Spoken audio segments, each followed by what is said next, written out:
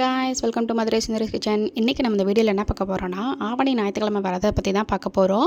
இது ஆவணி மாதம் ஸ்டார்ட் ஆனோடனே ஒவ்வொரு ஞாயிற்றுக்கிழமையும் இந்த ஆவணி மாதம் முடிகிற வரைக்கும் இந்த விரதம் இருப்பாங்க.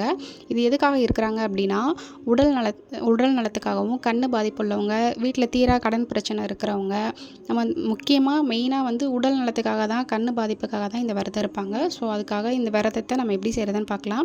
ஃபஸ்ட்டு இதுக்கு நெய்வேத்தியத்துக்கு நம்ம மாவிளக்கு செய்யணும். அந்த மாவிளக்கு செய்கிறது எப்படின்னு பார்ப்போம். இதுக்கு வந்து பச்சரிசியை வந்து நம்ம தண்ணியில் அலசி அதை வந்து கழுவி காய வச்சுக்கணும். அது கொஞ்சம் உணர்ந்ததுக்கப்புறம் நம்ம அதை அரைச்சிட்டு அதோட மண்டவெல்லம், ஏலக்காய் தேவையான அளவுக்கு மண்டவெல்லம் எடுத்துகிட்டு நம்ம இந்த மாதிரி அரைச்சி மண்டவெல்லத்தையும் சேர்த்து அரைச்சி மிக்ஸ் பண்ணி மாவுளுக்கு வந்து நம்ம ரெடி பண்ணிக்கணும். பாகு காய்ச்சிலாம் ஊற்றக்கூடாது. இதுக்கு வந்து நம்ம அப்படியே நம்ம வெல்லத்தை வந்து அரைச்சி சேர்த்தாலே இதை வந்து நாங்கள் நைட்டே செஞ்சு வச்சுட்டோம். ஏன்னா மறுநாள் காலையில் வெள்ளனா சாமி கும்பிடணும், சூரிய உதயத்துக்கு முன்னாடியே கும்பிடணும் அப்படின்றதுக்காக இது நைட்டே ரெடி பண்ணி வச்சுட்டோம். இந்த நைட்டு ரெடி பண்ணும்போது அந்த வெள்ளத்தில் இருக்கிற இதெல்லாம் தண்ணி வந்து இஞ்சி நம்மளுக்கு கரெக்டான பதத்துக்கு இது வந்துடும். இது நைட்டே நாங்கள் ரெடி பண்ணி வச்சுட்டோம். இப்போ மறுநாள் காலையில் வெள்ளனா 5 மணிக்கெலாம் நம்ம வந்து சாமி கும்பிட்றதுக்கு ரெடி ஆயாச்சு. இப்போது இதை வந்து நம்ம 2 தீபம், அதாவது 2 திரி போட்டு இந்த நெய் ஊற்றி இந்த விளக்கை வந்து நம்ம ஏற்றணும். இது வந்து சூரிய பகவானுக்காக நம்ம வழிபடுறது. ஞாயிறுனாலே சூரியன் தான். ஸோ அதுக்காக ஆவணி ஞாயிற்றுக்கிழமை இந்த விரதம் இருப்பாங்க. இப்போது இதை நம்ம ரெடி பண்ணி இதை நம்ம மாடியில் இல்லை வெளியே, அதாவது மாடி இருக்கிறவங்க மாடியில் போய் இதை நம்ம வழிபடலாம். இப்போ இந்த மாதிரி ரெடி பண்ணிவிட்டு நெய்வேத்தியம் வந்து பொங்கல் செய்வாங்க, சக்கரை பொங்கல் செய்வாங்க.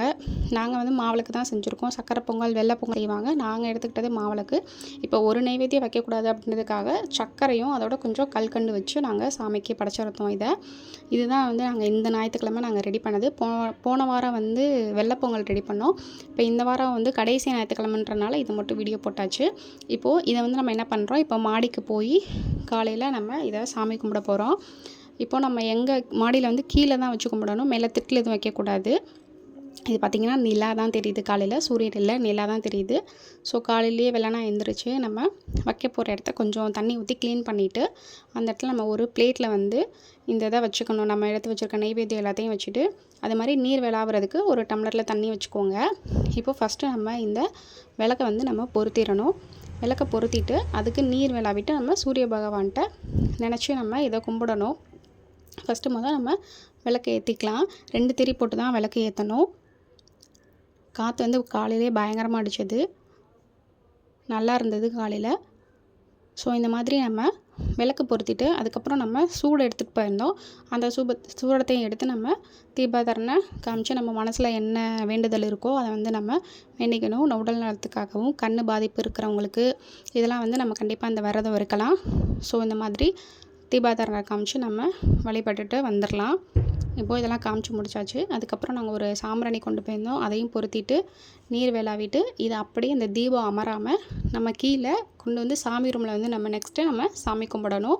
ஸோ இந்த மாதிரி நாங்கள் மேலே சாமி கும்பிட்டாச்சு. அதுக்கப்புறம் கீழே வந்து நம்ம அங்கே கும்பிட்டுட்டு தான் கீழே வந்து கும்பிடணும். ஸோ நாங்கள் மாடியில் கும்பிட்டுட்டு அதுக்கு கீழே இருக்கிற நம்ம சாமி அறையில் வந்து இந்த மாதிரி தீபாராதனை காமிட்டு நம்ம வழிபட்டு கும்பிட்டோம்னா நம்மளுக்கு நினச்சது நடக்கும். ஸோ ஆவணி ஞாயிற்றுக்கிழமை விரத முறை இப்படி தான் இருக்கணும்.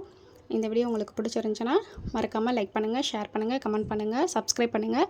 யார் யார் விரதம் இருந்தீங்கன்றதையும் கமெண்ட் பண்ணுங்கள். தேங்க்ஸ் ஃபார் வாட்சிங்.